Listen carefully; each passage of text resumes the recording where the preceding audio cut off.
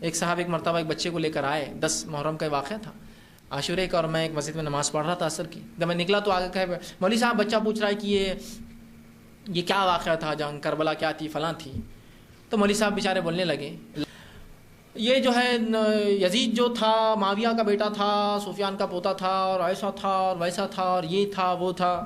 میں نے سنا، بعد میں نے کہا مولوی صاحب اگر ایک بیٹا واقعی میں اگر غلط ہو بھی تو باپو کا آپ برا بھلا کریں. معاویہ کا بیٹا تھا، رسپیکٹ دو، عزت دو. ان کے بیٹے سے اگر غلطی ہوئی بھی ہوں گی یہ تو ہم کو معلوم نہیں ہے اب یہ ایک الگ چیز ہے، وہ اللہ کریں گا انصاف، جو کہ میں ابھی نہیں تھا، آپ بھی نہیں تھے موجود، وہ تو اللہ کریں گا. لیکن اگر آپ کو لگتا بھی ہے کہ واقعی میں اس سے وہ ہوا ہے تو باپ کو کیوں برا بھلا کہہ رہے ہیں؟ اللہ نے سب کو اختیار دیا، ایمان اختیار کرے، کفر اختیار کرے. اس نے کفر اختیار کیا، آپ برا بھلا تھوڑی کہہ سکتے کسی کو.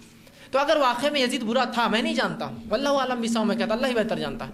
لیکن سوال یہ ہے تم کو کس نے اٹیسٹیشن کیا لا کر کہ ہاں وہ فلاں تھا اور فلاں تھا؟ میں نے کہا ان کے والد صحابی رسول ہے، ان کے دادا بھی صحابی رسول. نے کہا سفیان تو بعد میں ایمان لائے تھے، ڈر کر ایمان لائے تھے، فتح مکہ کے وقت ایمان لائے تھے، بڑی جنگوں مسلمانوں کو نقصان پہنچایا اور ڈر کر بعد میں ایمان لا لیا. میں نے حسین کیوں نہ ایسے ہوتے؟